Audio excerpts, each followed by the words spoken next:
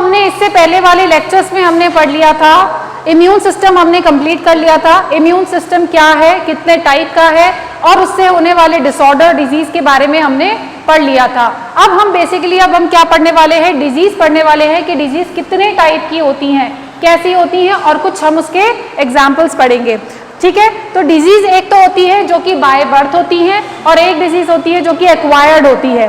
वो किसी भी रीजन से हो सकती है, इन्वायरमेंटल इश्यूज हो सकती है, आपकी लाइफस्टाइल से हो सकता है, किसी भी पैथोजन से हो सकता है, तो वो क्या होगी, एक्वायर्ड आफ्टर द बर्थ। जो हम एक्सपीरियंस करते हैं डिफिकल्टी, वो क्या होती है, एक्वायर्ड डिसऑर्डर होता है। तो यहां पर कंजेनाइटल डिजीज का टाइप होगा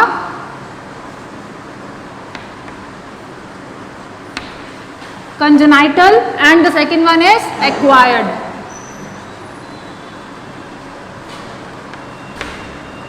ठीक है, अब हमने ये देख लिया कि कंजेनाइटल कैसा होता है, बाय बर्थ होता है, as well as by birth होने के साथ साथ हम ये कह सकते हैं, बाय बर्थ होने के साथ साथ कांट बी क्योर्ड।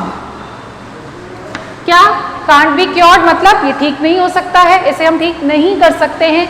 हम एक हद तक इसे कंपनसेट कर सकते हैं किसी मेथड से, कोई ऑल्टरनेट मेथड से हम उसे थोड़ा बहुत तक ठीक कर सकते हैं, लेकिन कुछ डिजीज ऐसी होती हैं जो कि जिसमें एक इंडिविजुअल जो है वो या तो पैदा होते ही मर जाते हैं, या तो फिर वो उनकी लाइफ स्पान जो है वो बहुत ही कम हो जाता है नॉर्मल से। कुछ हम पढ़ेंगे आगे डिजीज के अंदर कि जिसमें 3-4 इयर्स के बच्चे जो होते हैं वो मर जाते हैं, मतलब सरवाइव नहीं कर पाते हैं ज्यादा। ये हमने देख लिया है कंजेनाइटल। कंजेनाइटल जो है ये भी 3, इसके भी कुछ रीजंस होंगे। कंजेनाइटल का मतलब है बाय बर्थ, और बाय बर्थ अगर हो रहा है तो इसके 3 रीजंस हो सकते, 2 रीजन हो सकते हैं। 2 रीजन कौन से हैं, the first one is gene mutation,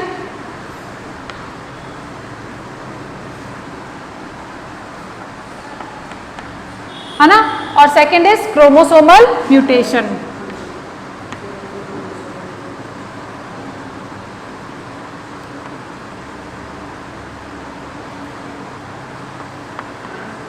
ठीक है, ड्यू टू जीन म्यूटेशन और it may be due to chromosomal mutation.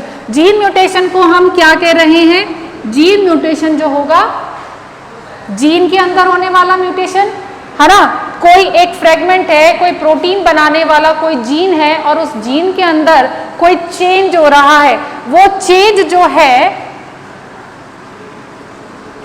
Change in gene structure,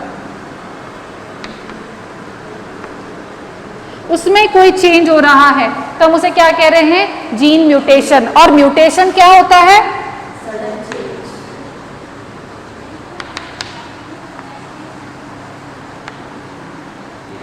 sudden change in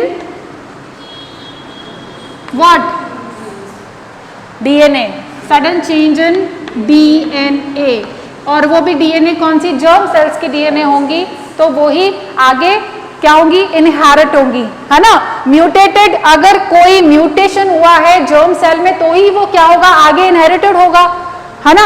acquired cell में, नॉर्मल सोमेटिक सेल में तो वो उसी इंडिविजुअल के अंदर होके रह जाएगा, लेकिन अगर ऐसा म्यूटेशन हम उसी को कंसिडर करेंगे जो कि सोमेटिक जर्म सेल्स के अंदर होता है, वही म्यूटेशन को हम कंसिडर करेंगे, और वही आगे चल करके या तो उसका नेचुरल सिलेक्शन होता है, आगे चल करके उसका क्या होता है, नेचुरल सिलेक्शन होता है। नेचुरल सिलेक्शन का मतलब है कि जो उस कंडीशन को, उस म्यूटेशन को जो झेल गया वो सरवाइव कर जाएगा, और जो नहीं झेल पाया वो मर जाएगा। ठीक है, वो आगे कंटिन्यू नहीं कर पाएगा। नाउ अब यहां पर जो म्यूटेशन है, म्यूटेशन का टाइप पढ़ा है आप लोगों ने, म्यूटेशन कितने टाइप के होते हैं, नहीं पढ़ा है, ओके कोई बात नहीं, हम पढ़ेंगे आगे, आपके शायद सिलेबस में है। देखो यहां पर जीन में जो म्यूटेशन होगा वो हो सकता है या तो पॉइंट म्यूटेशन,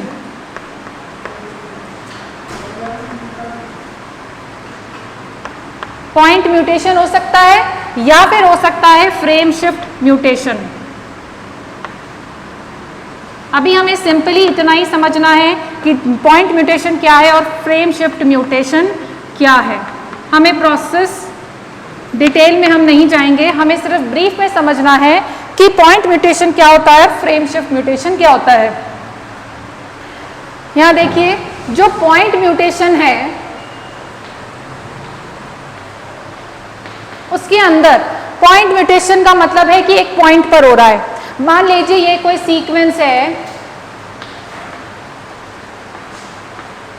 ये कोई सीक्वेंस है, ठीक है। मान लीजिए यहां पर कोई म्यूटेशन हो गया, म्यूटेशन का मतलब है यहां पर गुआनिन की जगह साइटोसिन आ गया, तो हम इसे क्या कहेंगे, पॉइंट म्यूटेशन कहेंगे, ठीक है ना। किसी भी जगह पर, तो ये क्या हो रहा है, एक ही प्लेस पर हो रहा है, वेरी प्रिसाइज, किसी न्यूक्लियोटाइड का चेंज होना, है ना, तो हम उसे क्या कह रहे हैं, पॉइंट म्यूटेशन कह रहे हैं। अब अगर हम देखें frame shift mutation, frame shift mutation इसी का ही एक्सटेंडेड फॉर्म है। और फ्रेम शिफ्ट म्यूटेशन में क्या होता है, हम अब आगे पढ़ेंगे जब आप ट्रांसक्रिप्शन पढ़ेंगे, ट्रांसलेशन पढ़ेंगे, ठीक है। ट्रांसलेशन का मतलब क्या है कि हम जानते हैं कि कोई प्रोटीन बनने के लिए, प्रोटीन सिंथेसिस के लिए क्या चाहिए, हमें कोई इंफॉर्मेशन चाहिए, क्योंकि हम जानते हैं प्रोटीन के अंदर अमीनो एसिड का क्या होता है, सीक्वेंस होता है। और ये सीक्वेंस क्या होता है, बिल्कुल अलग अलग होता है सीक्वेंस, हर प्रोटीन का सीक्वेंस अलग होता है। तो ये कैसे बनता है, ये इंफॉर्मेशन कहाँ से आती है, ये इंफॉर्मेशन आती है हमारे डीएनए में रहती है ये इंफॉर्मेशन। तो ये इंफॉर्मेशन इसको मिलेगी एमआरएनए से मिलेगी, और एमआरएनए में कहाँ से आ रही है, ये आ रही है डीएनए से आ रही है। सो जो एमआरएनए होता है बेसिकली उसके पास क्या रहता है, इंफॉर्मेशन रहता है। अब इंफॉर्मेशन है क्या, ठीक है, ये कोई डीएनए है, ये डीएनए ये वाला हिस्सा एक जीन है, कोई प्रोटीन बनाने वाला, ठीक है। तो यहाँ पर सीक्वेंस होगी, और सीक्वेंस क्या होगी, एटीजीसी मान लीजिए, ठीक है।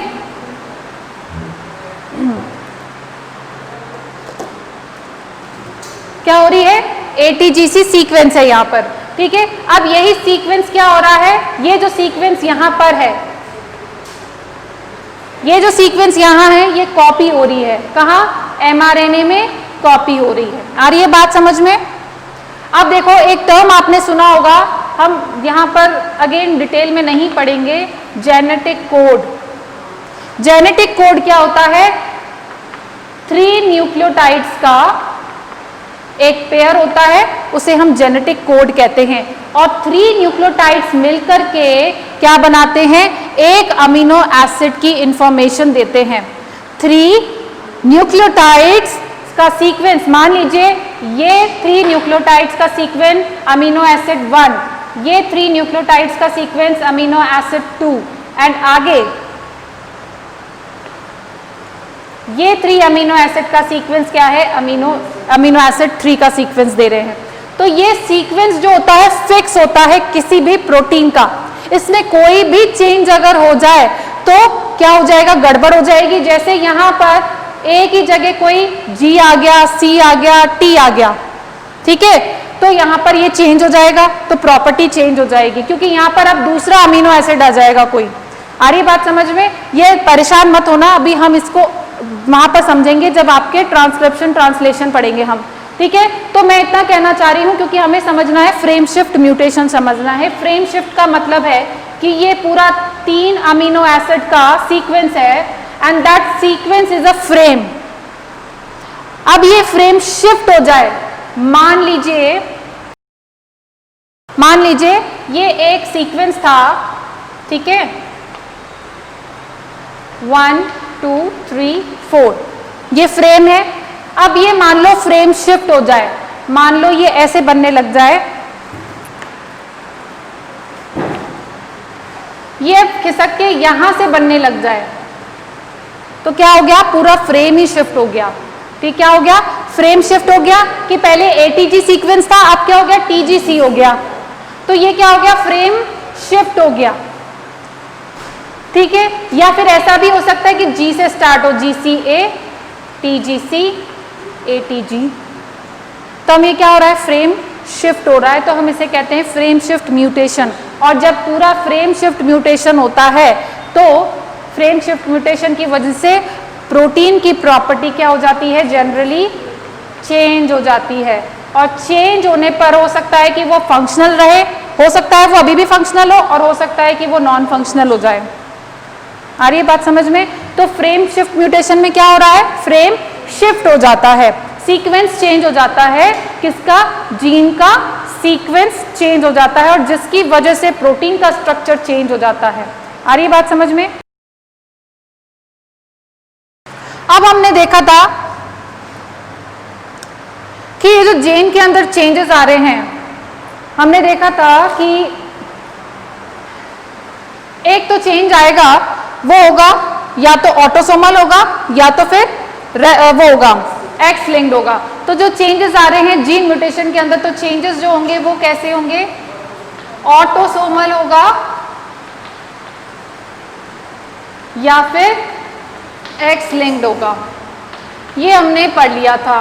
ऑटोसोमल का क्या मतलब है, ऑटोसोमल का मतलब है सोमैटिक जीन्स। जनरली जो क्रोमोसोम्स है 22 chromosomes except the sex chromosome, और एक्स लिंक्ड क्रोमोसोम का मतलब है these are the sex chromosomes.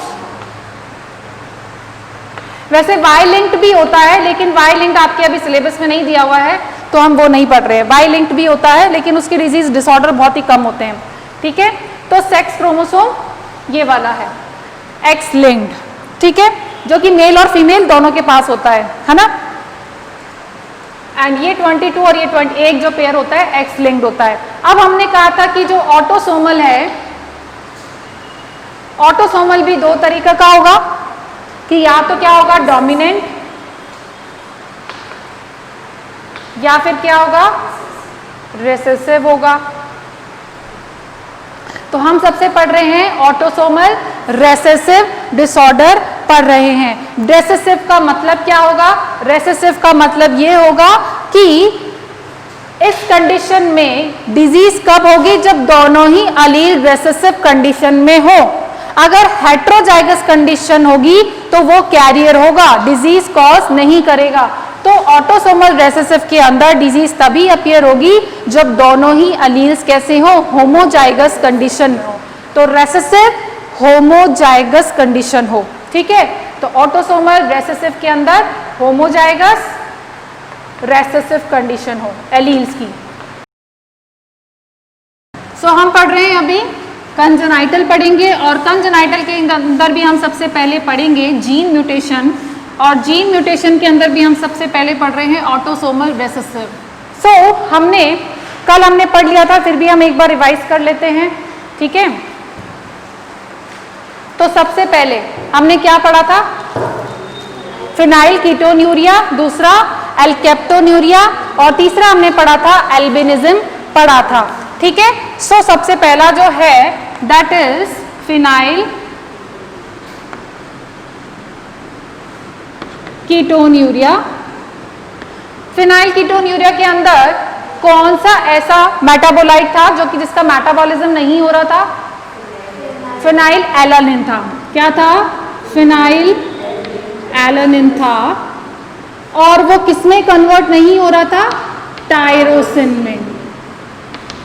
तो उसके लिए एंजाइम जो इसको कन्वर्ट करने वाला एंजाइम कौन सा था, फिनाइल एलानिन हाइड्रोक्सीलेज। तो यहां पर इसको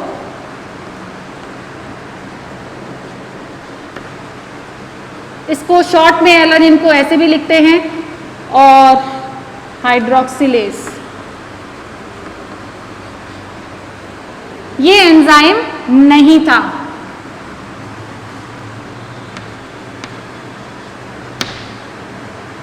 ठीक है, तो ये कहां हो जाता, एक्यूमुलेट कहां हो रहा था, ब्रेन के अंदर।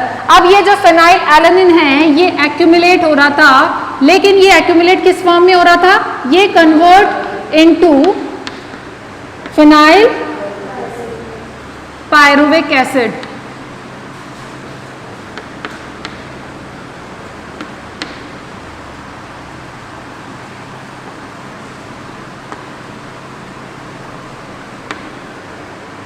ठीक है, उसमें कन्वर्ट हो रहा था, और ये फिनाइल पायरुविक एसिड जो था क्या हो रहा था, अल्टीमेटली एक्यूमुलेट हो रहा था।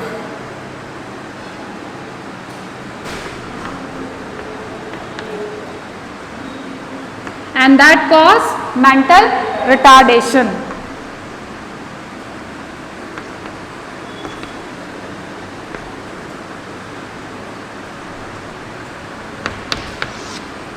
ठीक है. सो सेकेंड नंबर पे क्या था? एल्केप्टोन यूरिया.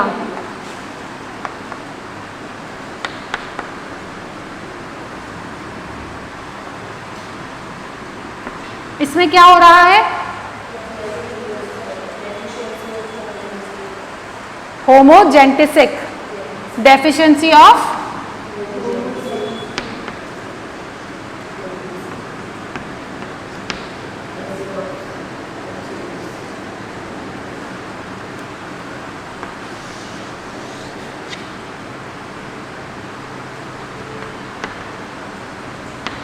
होमोजेंटिसिक acid oxidase.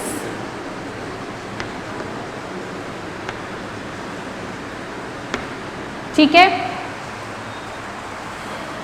इसकी कमी हो रही थी. ये बेसिकली क्या करता था? ये एंजाइम है एक तरह का, और ये क्या करता था? होमोजेंटिसिक को टायरोसिन में कन्वर्ट करता था. ठीक है.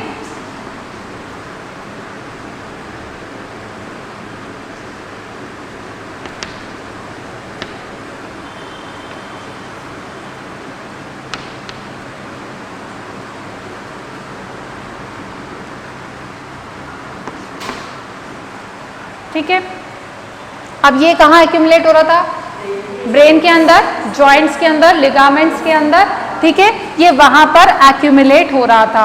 ठीक है. थर्ड हमने पढ़ा था एल्बिनिज्म.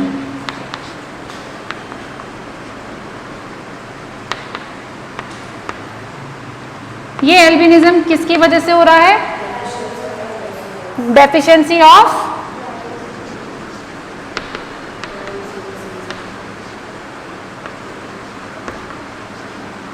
टायरोसिनेस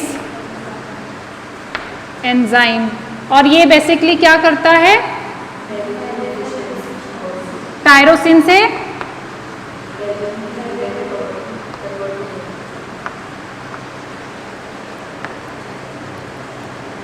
मेलानिन पिगमेंट बनाता है, लेकिन ये नहीं बना पा रहा है. ये नहीं बना पा रहा है किसकी डेफिशिएंसी से? डेफिशिएंसी ऑफ टायरोसिनेस एंजाइम की वजह से.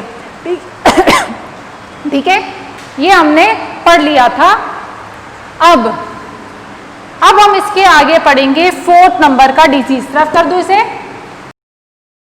तो हम अभी क्या पढ़ रहे हैं? ऑटोसोमल रेसेसिव पढ़ रहे हैं. ठीक है.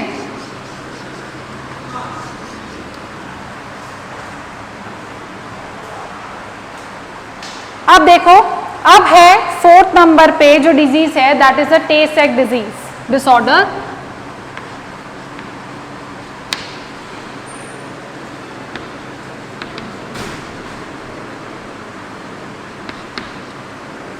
टे सेक डिसऑर्डर क्या है?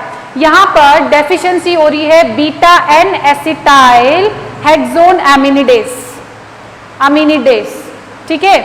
बीटा इसमें हो रही है डेफिशिएंसी.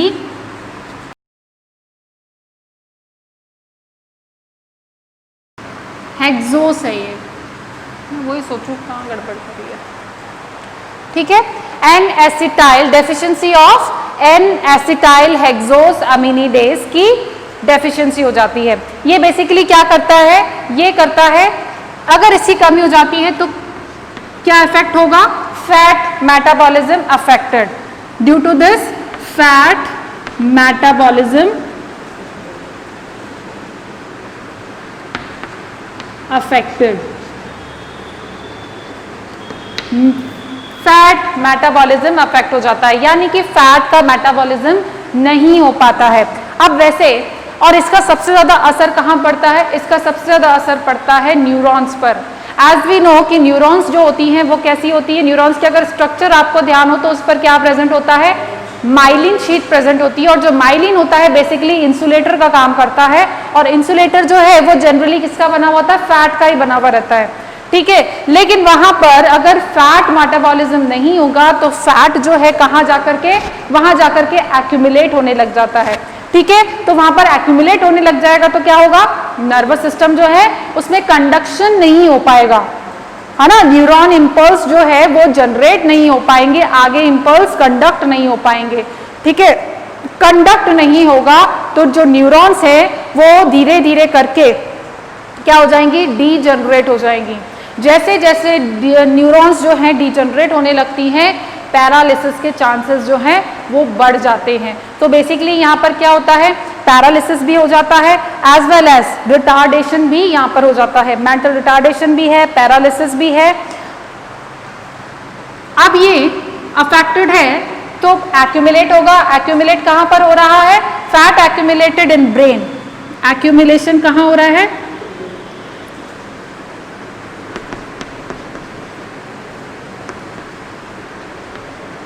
ब्रेन के अंदर हो रहा है, गैंग्लियन। गैंग्लियन पता है कि क्या होता है,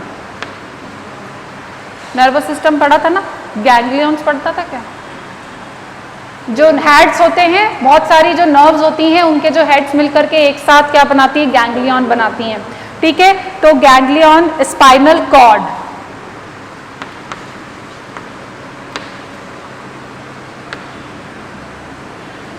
वहां पर जाकर के क्या हो जाएंगे, और ये मेन रीजन है, अगर ये यहाँ पर जो न्यूरॉन्स होती है बहुत सेंसिटिव होती है और अगर यहीं पर फैट डिपॉजिट हो जाएगा तो वो काम करना बंद कर देगी, और काम करना बंद कर देगी तो अफेक्टेड ऑर्गन जो है, अफेक्टेड पार्ट जो है वो क्या हो जाएगा, पैरालाइज्ड हो जाएगा, डैमेज हो जाएगा, ठीक है। जो चाइल्ड होते हैं, अगर कोई जो चाइल्ड हैं वो उनका लाइफ स्पान जो होता है only 3-4 years of life span, तो उनका जो लाइफ स्पान कितना हो जाता है, रिड्यूस्ड होकर के 3-4 ईयर्स का ही लाइफ स्पान हो जाता है, यानी कि child couldn't survive more than 3-4 years, ठीक है। सो ये है tay Sachs डिसऑर्डर, जिसके अंदर बीटा एन एसिटाइल हेक्सोसेमिनिडेज एंजाइम की क्या हो जाती है, डेफिशिएंसी हो जाती है, और ये क्या करता है, बेसिकली इसका काम क्या होता है, फैट मेटाबोलाइज करना। तो अगर ये डेफिशिएंट रहेगा तो फैट मेटाबॉलिज्म अफेक्टेड रहेगा, और ये अगर अफेक्टेड रहेगा फैट का मेटाबॉलिज्म नहीं होगा तो वो डिपॉजिट होने लग जाएगा, कहाँ, ब्रेन, गैंग्लियन और स्पाइनल कॉर्ड में, ठीक है। अब हम देखते हैं नेक्स्ट में चले। सो नेक्स्ट जो हमारा डिसऑर्डर है दैट इज थैलेसीमिया।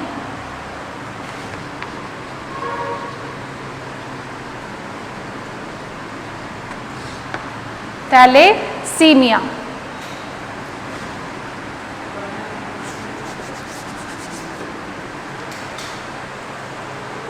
बताओ, कुछ सुना है क्या इसके बारे में, नाम सुना है, ये भी सुना होगा कि इसमें ब्लड का ट्रांसफ्यूजन जब तक होता रहेगा तब तक सरवाइव करेगा।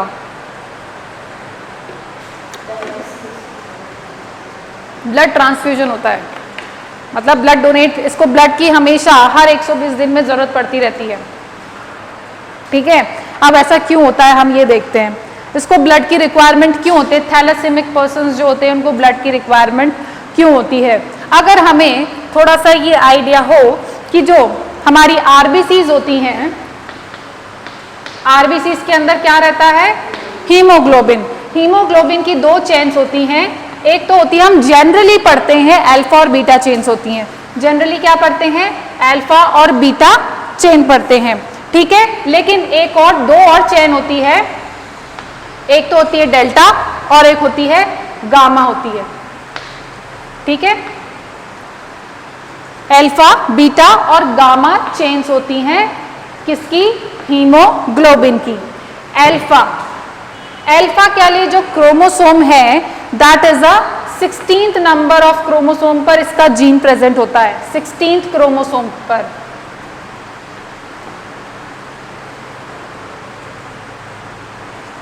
और बीटा का होता है 11th नंबर ऑफ क्रोमोसोम पर। यही इंपॉर्टेंट है, ठीक है। अब जो चेन बनती है हीमोग्लोबिन की, उसके अंदर जो कॉम्बिनेशन होता है वो कैसा होता है, वो 3 टाइप्स का बनता है,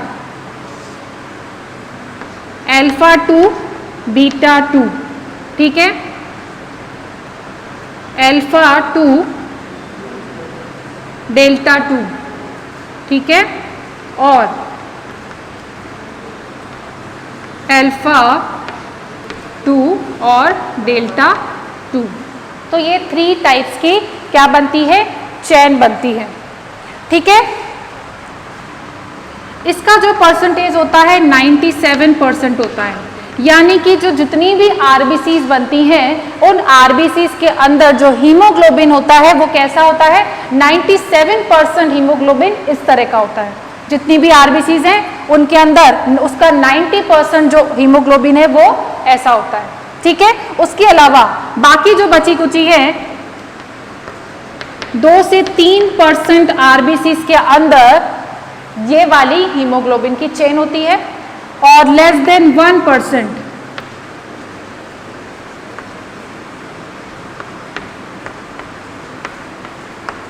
ये वाली चेन होती है, ठीक है।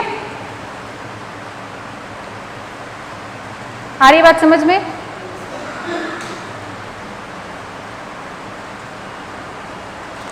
अब जो थैलेसीमिया है वो 2 टाइप का होता है।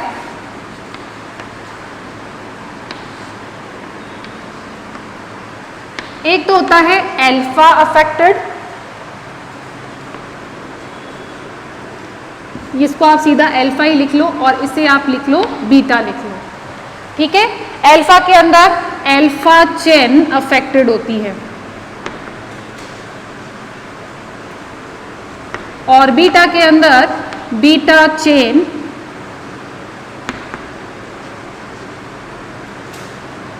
वुड बी अफेक्टेड, और सबसे ज्यादा बीटा चेन ही अफेक्टेड होती है।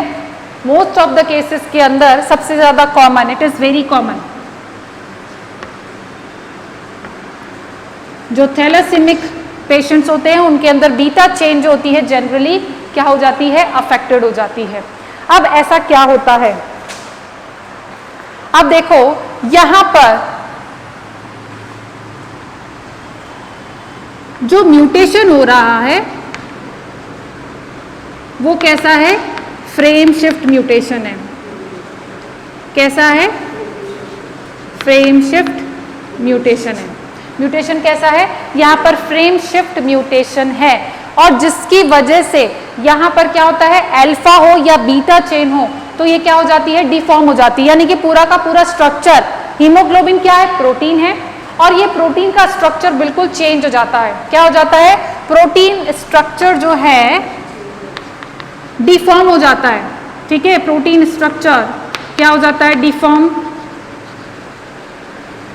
और ये जो डिफॉर्म्ड आरबीसी के अंदर, अब ये अगर प्रोटीन है, हीमोग्लोबिन प्रोटीन है, स्ट्रक्चर डिफॉर्म हो जाएगा, और जब ये आरबीसी में जाता है तो आरबीसी क्या हो जाती है, लाइसिस हो जाता है। RBC with deformed haemoglobin, RBC with deformed haemoglobin होगा तो क्या हो जाएगा, आरबीसी का लाइसिस हो जाएगा। और आरबीसी का लाइसिस होने पर यानी कि वो किसी काम की नहीं है, ठीक है, काम की नहीं है। हीमोग्लोबिन का बेसिकली काम क्या होता है, ऑक्सीजन को कैरी करना। अब वो काम ही नहीं कर पा रही है तो वो ऑक्सीजन ही नहीं पहुंच पा रही है, ऑक्सीजन नहीं पहुंच पा रही है तो उसका अल्टीमेटली क्या हो जाएगा, लाइसिस हो जाएगा, क्योंकि उसको खुद को भी तो एनर्जी चाहिए, है ना। तो वहां पर लाइसिस हो जाएगा, और जब आरबीसी का इस तरह से लाइसिस होता है तो हम इसे कहते हैं हीमोलाइटिक अनीमिया। इसे हम क्या कहते हैं, हीमोलाइटिक। तो basically thalassaemia cause the haemolytic anemia, cause the hemolytic anemia। लिख लो, frame shift mutation cause the deficiency of frame shift mutation, लिख लो, frame shift mutation cause the deficiency of beta and alpha genes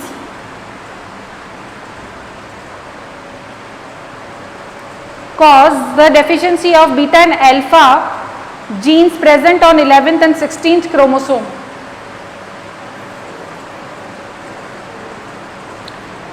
present on 11th and 16th chromosome respectively.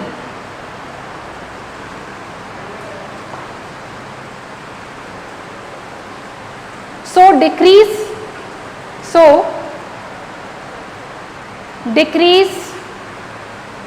synthesis of beta and alpha chain polypeptide. So decrease in synthesis of beta and alpha chain polypeptide of hemoglobin. Bracket में लिख लो mainly beta chain affected, mainly beta chain affected. Thalassaemia के अंदर क्या होता है, mainly beta chain ही affected होता है, ठीक है। नेक्स्ट वन लिखो, deform RBC with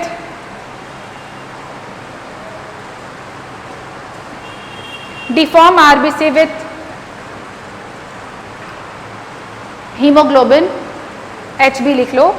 deform RBC with haemoglobin become hemolytic in nature,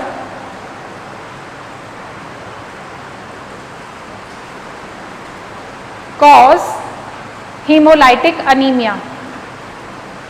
So it cause hemolytic anemia. Now इसका जो ट्रीटमेंट है, ट्रीटमेंट लिख लो ब्लड ट्रांसफ्यूजन, और इसका क्या ट्रीटमेंट है, blood transfusion and bone marrow transplant.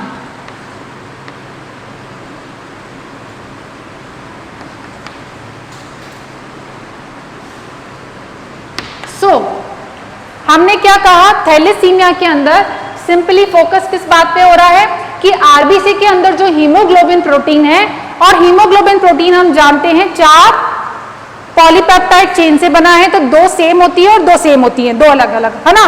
तो कौन सी होती है, अल्फा बीटा।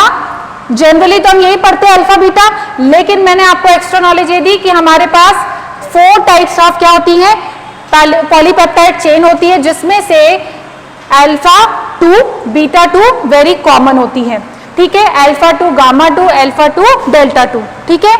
तो ये 3 टाइप के कॉम्बिनेशंस बनते हैं, जिसमें सबसे ज्यादा परसेंटेज किसका होता है, अल्फा 2 बीटा चेन का होता है, ठीक है। अब हमने कहा कि थैलेसीमिया के अंदर कौन सी चेन अफेक्टेड होती है, बीटा चेन अफेक्टेड होती है जनरली, लेकिन म्यूटेशन दोनों ही जीन्स के अंदर होता है, ठीक है। म्यूटेशन दोनों ही जीन्स के अंदर हो जाता है। अगर मेनली अल्फा चेन अफेक्टेड हो या फिर बीटा चेन अफेक्टेड हो, तो ये 2 टाइप का थैलेसीमिया होता है, अल्फा और बीटा थैलेसीमिया।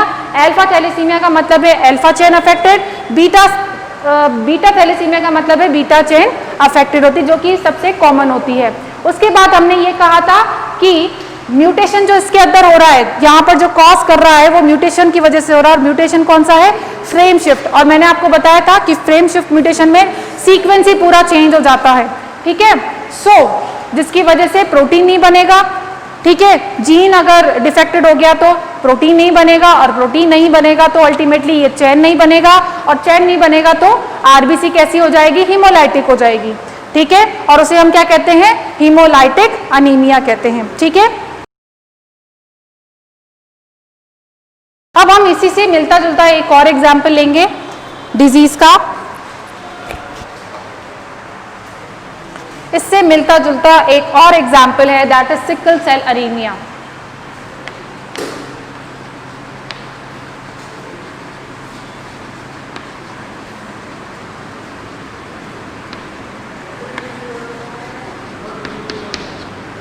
क्या है, sickle cell anaemia.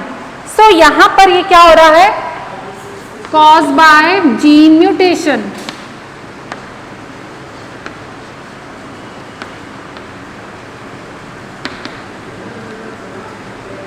Gene mutation की वजह से ये होने वाला डिसऑर्डर है, ठीक है। सो बेसिकली यहां पर क्या होता है, beta chain of haemoglobin is affected. Again यहां पर क्या हो रहा है, बीटा चेन क्या हो रही है, अफेक्टेड हो रही है।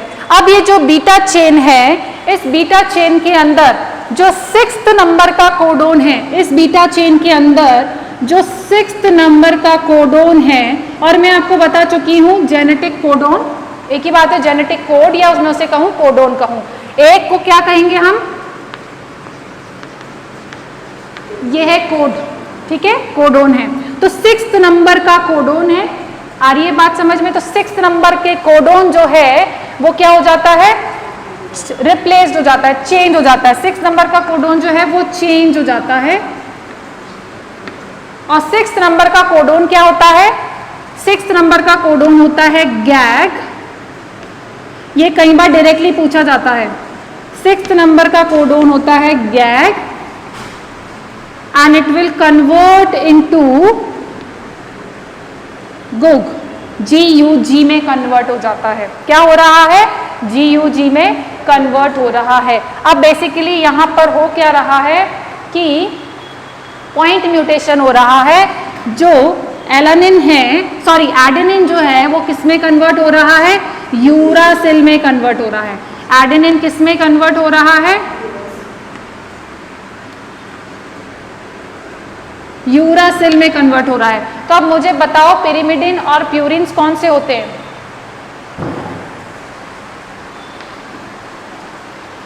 Purine and pyrimidine.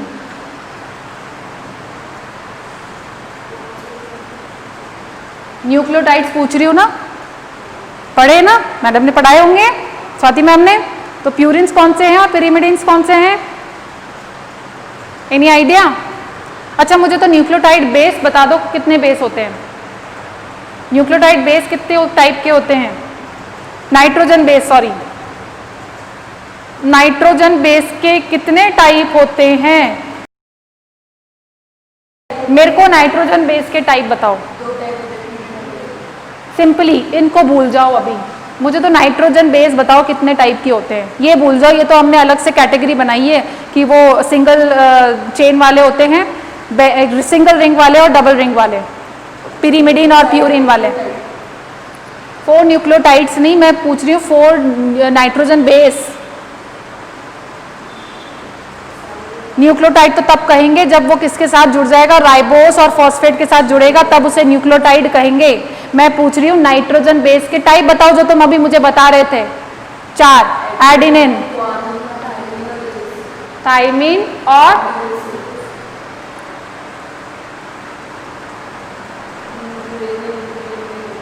क्या होगा, यूरेनिन होगा, यूरेसिल ही होगा, यूरेसिल। एक खा गए तुम, वेरी गुड, बड़ी जल्दी याद आया। आ रही है बात समझ में? अब मुझे इसमें से बताओ, सिंगल स्ट्रक्चर याद है क्या इनके, सिंगल स्ट्रक्चर, डबल स्ट्रक्चर, सब सिंगल रिंग और डबल रिंग वाले नहीं पता, कोई बात नहीं। सो यहाँ पर देखो कि हम जानते हैं ये वाले 4 नाइट्रोजन बेस है, तो ये एडेनिन जो है किस में कन्वर्ट हो रहा है, यूरासिल में कन्वर्ट हो रहा है। एडेनिन जो है वो क्या है, यूरासिल में कन्वर्ट हो रहा है। मेरे बताने का मतलब ये था। तो मैंने तो जस्ट तुम्हारी नॉलेज चेक करी कि तुमको नाइट्रोजन बेस पता है कि नहीं पता है। अब कल तुम्हारा होमवर्क ये है कि प्यूरिन और पिरामिडिन का स्ट्रक्चर याद करके आओगे।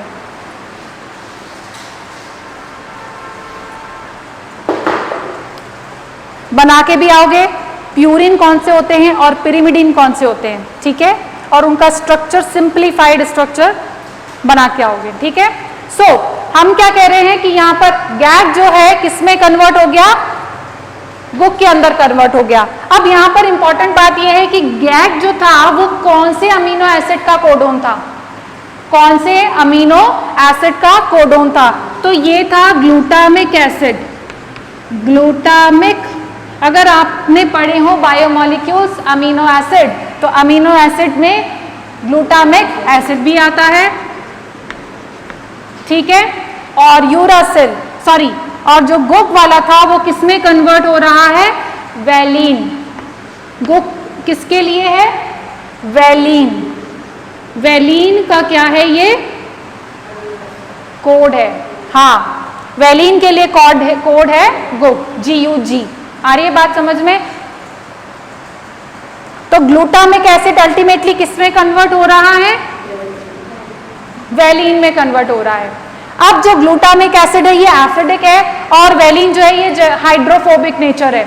हाइड्रोफोबिक नेचर की टेंडेंसी होती है कि इसका स्ट्रक्चर जो अब ये इसका स्ट्रक्चर जो होता है हमेशा अंदर छुपने की इसकी टेंडेंसी रहती है। तो जो स्ट्रक्चर था तो ये स्ट्रक्चर डीफॉर्म हो जाता है। ये स्ट्रक्चर जो है जिसकी वजह से जो चेन है वो अब क्या हो रहा है, ये वाला बहुत ही इंपॉर्टेंट होता है ग्लूटामिक एसिड, और जिसकी वजह से अगर वैलीन आ जाता है तो ये स्ट्रक्चर जो है अंदर की तरफ जाने की कोशिश करता है। अपना जो स्ट्रक्चर है वो बाहर था, वो बाहर वाला स्ट्रक्चर कहाँ जा रहा है, अब अंदर की तरफ छुपने की कोशिश कर रहा है।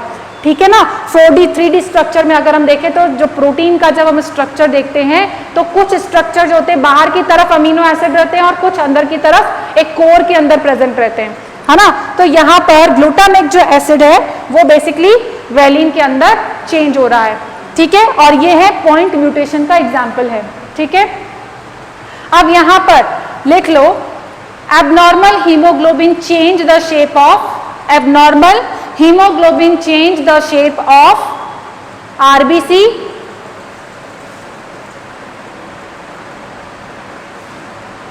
abnormal hemoglobin change the shape of RBC from spherical to sickle shape, spherical to sickle shape. RBC become hemolytic, RBC become hemolytic and cause hemolytic again anemia.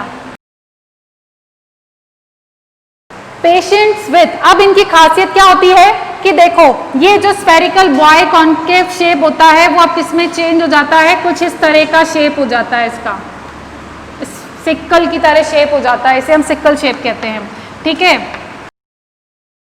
अब ये स्ट्रक्चर जो है किसी के लिए तो वरदान बन जाता है, ये स्ट्रक्चर कईयों के लिए क्या बन जाता है, वरदान बन जाता है। अब देखो इसमें हमने पढ़ा था कि ये जो होता है कैसा होता है, रेसेसिव टाइप का है। कैसा है, रेसेसिव टाइप का है, तो यानी कि कैरियर भी होगा। कैरियर का मतलब है, मान लो HB, हम इसे कैसे लिखेंगे, ऐसे ही लिख लेते हैं HB, इसे हम डिजीज कॉज कर देते हैं क्योंकि ये रेसेसिव है। ठीक है, ये क्या है, कैरियर है। क्या हो गया, कैरियर है। कैरियर तो है लेकिन इसके अंदर भी क्या बन रहा है, 50% कैसा बनेगा हीमोग्लोबिन, ऐसा बनेगा, 50% हीमोग्लोबिन वुड बी अफेक्टेड। अब अगर इसके अंदर दोनों के दोनों ही कैसे होंगे, अफेक्टेड होंगे, तो पूरा ही अफेक्टेड होगा। ठीक है, हीमोलाइटिक अनीमिया हो जाएगा। लेकिन ये कुछ लोगों के लिए क्या है, वरदान सा है। कैसे, अफ्रीकन कंट्रीज में हमने देखा था मलेरिया सबसे ज्यादा होता है वहां पर।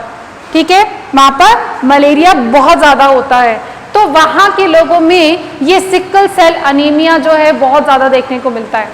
वहां की कंट्री में सिकल सेल अनीमिया बहुत ज्यादा ही अफेक्टेड होते हैं, और ये उनके लिए वरदान है कि उनको कभी मलेरिया नहीं होता है।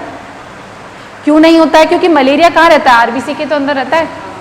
अब आरबीसी में उस बेचारे को जगह ही नहीं मिलती है, इस शेप के अंदर आरबीसी के अंदर मलेरिया को, प्लाज्मोडियम को जगह ही नहीं मिलती है, जिसकी वजह से वो नहीं रह पाता है, वो सर्वाइव ही नहीं कर पाएगा। आ रही बात समझ में। तो ऐसे इंडिविजुअल को क्या होगा, कभी मलेरिया नहीं होता है।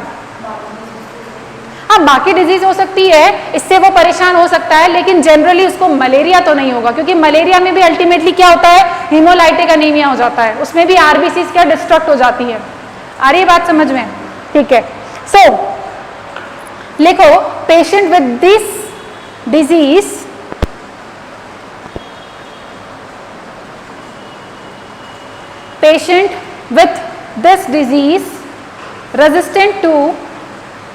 रेजिस्टेंट अगेंस्ट मलेरिया, और मलेरिया का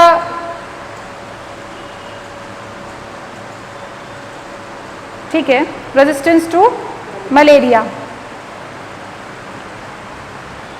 ठीक है, सो ये हमारे थे किसके, ऑटोसोमल रेसेसिव के थे। अब हम पढ़ेंगे नेक्स्ट में, ठीक है। सो अब हमें पढ़ना है क्या, एक्स लिंक्ड रेसेसिव। ये रफ कर दूं। अब देखो एक्स लिंक्ड रेसेसिव, जिसका कि जीन एक्स क्रोमोसोम पर प्रेजेंट है, जिसका भी जीन, अगर जो भी जीन्स एक्स क्रोमोसोम पर प्रेजेंट है, अगर उनमें से कोई जीन अफेक्ट हो जाए, कोई पार्ट अफेक्ट हो जाए, तो अल्टीमेटली उसके प्रोडक्ट पर अफेक्ट पड़ेगा, ठीक है। अब जैसे जो हम एग्जाम्पल देख रहे हैं, that is a muscular dystrophy.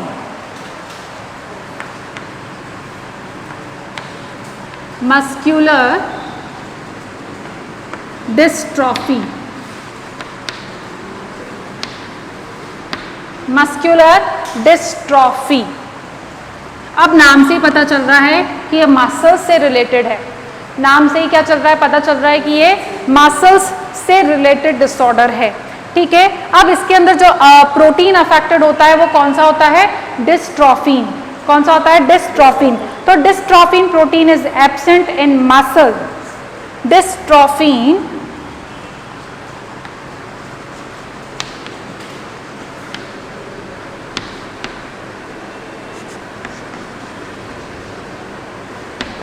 protein is absent in muscles।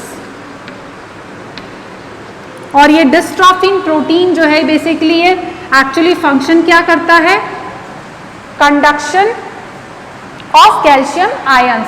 ये डिस्ट्रोफिन जो है it conducts, normally it conducts calcium ion, calcium ion को कंडक्ट करने का काम करता है। तो अल्टीमेटली क्या होगा, कंडक्शन अफेक्टेड हो जाएगा अगर ये डिस्ट्रोफिन नहीं होगा। सो अगर कैल्शियम, अब हम जानते हैं कि मसल्स को कंट्रैक्ट करने के लिए कैल्शियम सबसे ज्यादा रिक्वायरमेंट होता है, और अगर कैल्शियम रिक्वायरमेंट अगर नहीं होगा, है ना, तो अगर कैल्शियम का सप्लाई नहीं होगा तो क्या होगा, contraction would be affected. So contraction can't occur, नहीं हो पाएगा। तो यहाँ पर अल्टीमेटली क्या हो रहा है, contraction of muscle would be affected, ठीक है।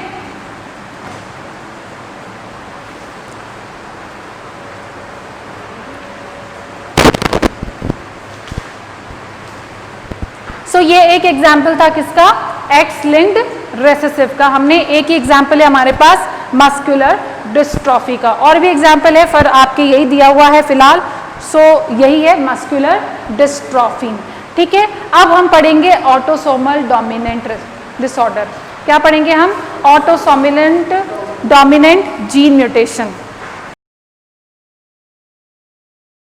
Autosomal dominant gene mutation. Autosomal dominant का मतलब है कि 75% जो डिजीज प्रोजेनी होगी वो क्या होगी, अफेक्टेड होगी। केवल बचा हुआ कौन रहेगा, जो कि रेसेसिव कंडीशन होगी। कोई एक भी डोमिनेंट होगा तो उससे सारे के सारे ऑलमोस्ट 50 to 75% जो होगा वो प्रोजेनी अफेक्टेड रहेगी, अगर एक भी अलील होता है तो, ठीक है। सो यहाँ पर इसके कुछ एग्जाम्पल्स हैं, वो हम देख लेते हैं। बहुत सिंपल से एग्जाम्पल हैं, और ये ज्यादा इसके एग्जाम्पल्स है भी नहीं, क्योंकि नेचर इसको अवॉइड करता है।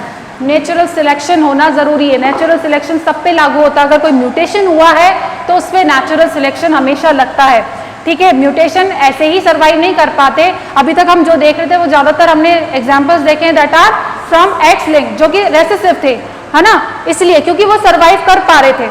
लेकिन डोमिनेंट वाले थे वो सर्वाइव नहीं कर पाते हैं, ठीक है। वो सर्वाइव भी कर जाए तो वो आगे रिप्रोड्यूस नहीं कर पाएंगे, ठीक है। तो इसीलिए जो नेचुरल, जो नेचर है वो क्या करता है, वो फेवर नहीं करता है डोमिनेंट, ऑटोसोमल डोमिनेंट म्यूटेशन को, ठीक है। अब ये जीन म्यूटेशन ही है, अभी तक हम यही देख रहे हैं, जीन म्यूटेशन, ठीक है। इसका जो एग्जाम्पल है, फर्स्ट एग्जाम्पल जो हम देखेंगे that is a पॉलीडेक्टाइली। First example है पॉलीडेक्टाइली। पॉलीडेक्टाइली। इसके अंदर पॉलीडेक्टाइली का मतलब ये होता है कि यहाँ पर एक्स्ट्रा फिंगर्स हैं, डेक्टाइल्स फिंगर्स है। इसका मतलब क्या है? डेक्टाइल्स फिंगर्स। ठीक है, पॉली का मतलब है ज्यादा। जनरली कितनी फिंगर्स होती हैं? 8 फिंगर्स होती हैं। ठीक है, और तो यहाँ पर क्या हो रहा है? एक्स्ट्रा फिंगर, जैसे ऋतिक रोशन के नहीं है एक्स्ट्रा थंब है, दैट इज अ पॉलीडेक्टाइल। ठीक है,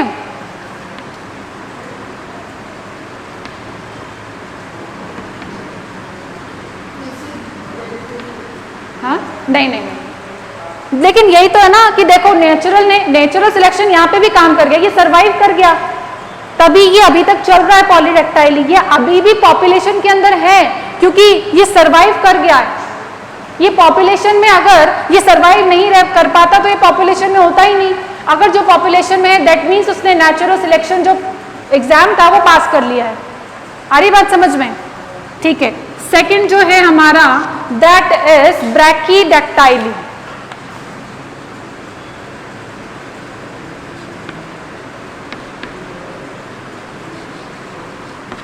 ब्रैकीडेक्टाइली का मतलब है कि यहाँ पर शॉर्ट फिंगर्स और टोज हो जाते हैं, फिंगर्स शॉर्ट हो जाती हैं, शॉर्ट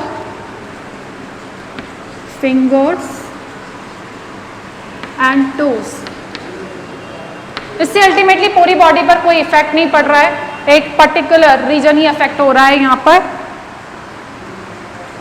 जिसको हम कहते हैं ब्रैकीडेक्टाइली। ठीक है, उसके बाद है हंटिंगटन डिजीज। ये काफी फेमस डिजीज है।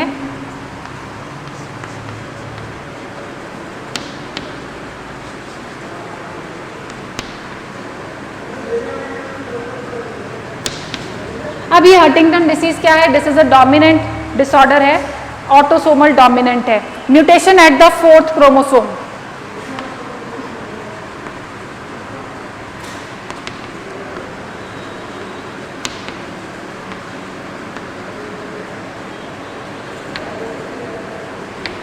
Mutation at 4th chromosome. यहाँ पर अगेन मसल डीजनरेशन हो जाता है, muscles degeneration.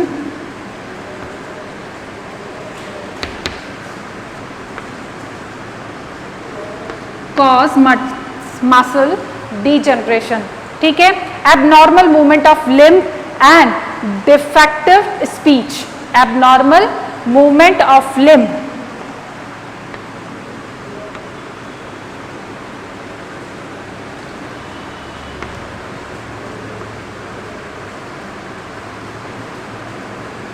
and speech is affected। यहाँ पर स्पीच अफेक्ट हो जाती है और लिम्स भी कैसे हो जाते हैं? अफेक्टेड रहते हैं। ठीक है, और ये जनरली कब अपीयर होता है? ये अपीयर होता है 22 से 55 की एज में। तुमने वो एग्जाम देखा है कि उसका नाम सुना है कि एक साइंटिस्ट का, स्टीफन हॉकिंग्स, उनको मस्कुलर डिस्ट्रॉफी था। उनको वो जब अपनी पीएचडी कर रहे थे ड्यूरिंग कॉलेज टाइम, उनको तब ये अपीयर हुआ था। वो शेक कर रहे थे, वो क्या कर रहे थे? उनका बॉडी शेक कर रहा था। फिर धीरे धीरे सारे बॉडी, जैसे जैसे एज बढ़ती जाती है वैसे वैसे क्या हो जाता है? बॉडी हिलना डुलना बंद कर देता है। पहले तो वो बॉडी शेक करने लग जाता है। बॉडी शेक करते करते कोई पार्ट है जैसे हाथ है, और फिर धीरे धीरे वो चलना भी बंद हो जाता है उसका, क्योंकि अब वो चल नहीं पाता, क्योंकि अब वो बैलेंस ही नहीं कर पाएगा तो वो चल नहीं पाएगा। फिर चल नहीं पा रहा है तो उसके साथ साथ क्या हो रहा है? Huntington disease, sorry. तो उसको भी ये था कि 22 से 55 की एज में ऐसा होता है। ठीक है, उनको तो शायद वो था मस्कुलर डिस्ट्रॉफी था, दैट इज मस्कुलर डिस्ट्रॉफी। उसमें मसल्स काम करना बंद कर देती हैं, है ना? यस।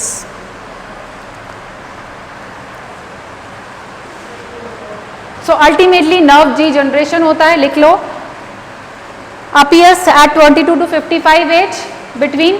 ठीक है, nerve degeneration causing involuntary shaking of legs, nerve degeneration causing involuntary जिस पर हमारा कंट्रोल नहीं है, causing involuntary shaking of legs and head। Shaking of legs and head.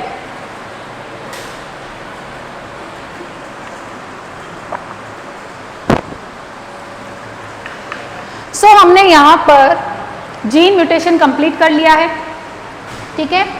ये हमारा जीन म्यूटेशन क्या हो गया है, कंप्लीट हो चुका है, ठीक है। अब हम पढ़ेंगे क्रोमोसोमल म्यूटेशन। तो अब मुझे बताओ क्रोमोसोमल म्यूटेशंस जो है वो आपको मैडम ने पढ़ा दिए, स्वाति मैम ने पढ़ा दिया है, पढ़ने की जरूरत है दोबारा, क्योंकि सेम वही है, सेम डिजीज है। देखो मैं बता देती हूँ आप लोगों को, जो नहीं हो मुझे बता देना। क्रोमोसोमल म्यूटेशनल डिसऑर्डर्स जो है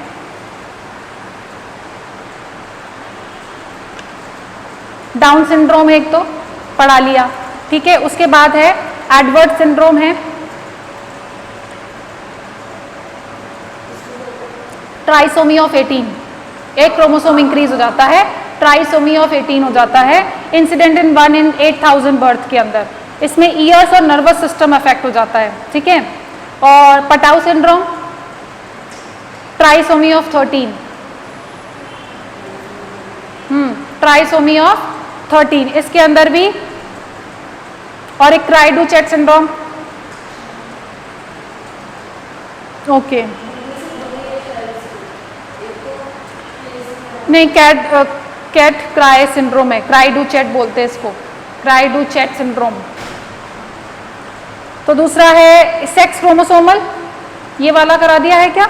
एक तो क्लाइनफेल्टर है, टर्नर सिंड्रोम है, ये तो हो गए आपके Jacob syndrome, okay. Super families multi x female, ये बहुत कम है, वैसे कॉमन यही है, टर्नर सिंड्रोम है और क्लाइनफेल्टर है, यही पूछा जाता है। बट एक जेकब सिंड्रोम है, दैट इज थोड़ा सा अलग है, इसमें भी ज़्यादा कुछ नहीं है। एक्स्ट्रा वाई सिंड्रोम को हम क्या बोलते हैं, जेकब सिंड्रोम बोलते हैं, ठीक है। सो नेक्स्ट क्लास में हम इसको ब्रीफ में पढ़ लेंगे, नहीं तो ठीक है, बिल्कुल ब्रीफ में देख लेंगे कि क्या होता है, किसका ट्राइसोमी हो रहा है, किसका डाइसोमी हो रहा है, जो भी है ट्राइसोमी, ज़्यादातर ट्राइसोमीज होते हैं, ठीक है। क्रोमोसोम एब्रीविएशन बोलते हैं इनको। तो क्रोमोसोम्स में नंबर्स के अंदर चेंज हो जाता है क्रोमोसोम में, ठीक है, या तो एक नंबर कम हो जाएगा या तो एक नंबर ज़्यादा हो जाएगा, ठीक है। सो इसको अब हम नेक्स्ट लेक्चर में यानी कि मंडे को कंटिन्यू करेंगे, ठीक है।